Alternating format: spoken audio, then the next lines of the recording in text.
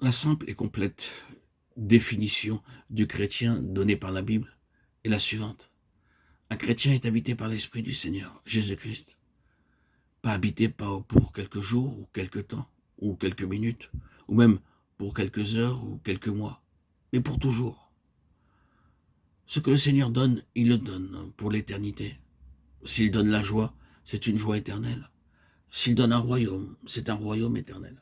S'il donne un amour, c'est un amour éternel. Notre héritage est éternel et nous devons avoir une vie éternelle pour vivre avec lui pour toujours. Voyons comment nous pouvons être changés par lui. Nous avons vu par la parole de Dieu qu'à moins d'être transformés, nous demeurons hors du royaume de Dieu. Quel changement a lieu si nous sommes en Christ? Si quelqu'un est en Christ, il est une nouvelle créature.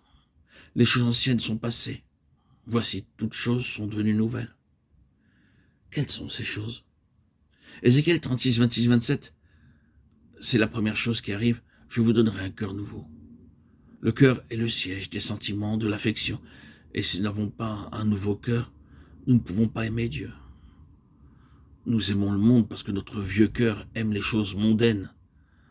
En recevant un cœur nouveau, nous aimons les choses célestes. Affectionnez-vous aux choses d'en haut, et non à celles qui sont sur la terre. Colossiens 3.2. C'est le premier grand changement qui a lieu dans une personne qui a reçu de l'amour pour les choses célestes. Je le sais, car cela a été mon expérience. Et ici, frère Maxime donne son témoignage. Le Seigneur Jésus-Christ est devenu mon sauveur en décembre 1929. Je me souviens clairement qu'avant ma conversion, j'étais amateur de plaisirs mondains, de vêtements à la mode. Simplement, pour trouver une cravate, je cherchais dans toutes mes affaires pendant une journée entière, comme une femme. Celle-ci n'est pas bien, celle-là n'est pas bien, disais-je en cherchant comme un fou dans toute la malle, juste pour une cravate. J'avais l'habitude de perdre mon temps chaque matin à lire des journaux pendant 2 à 3 heures, regardant les photos stupides,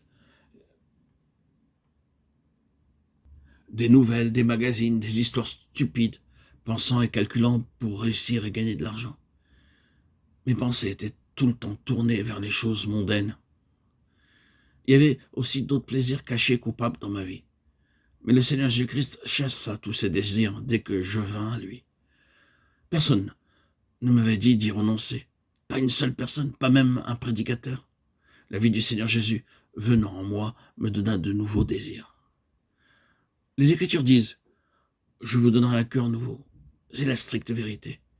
Il me donna un cœur nouveau et je remercie Dieu pour cela, car il m'ôta mon cœur souillé et me donna un cœur pur, comme les Écritures le disent dans Matthieu 5, 8. Heureux ceux qui ont le cœur pur, car ils verront Dieu. Seul Dieu peut donner un cœur pur. Vous pouvez essayer comme vous voudrez, votre impureté intérieure ne s'en dira jamais par votre propre effort. Vous pouvez dire, je ne regarderai plus une femme ou un homme, je ne regarderai plus ceci ou cela, mais vous ne réussirez pas.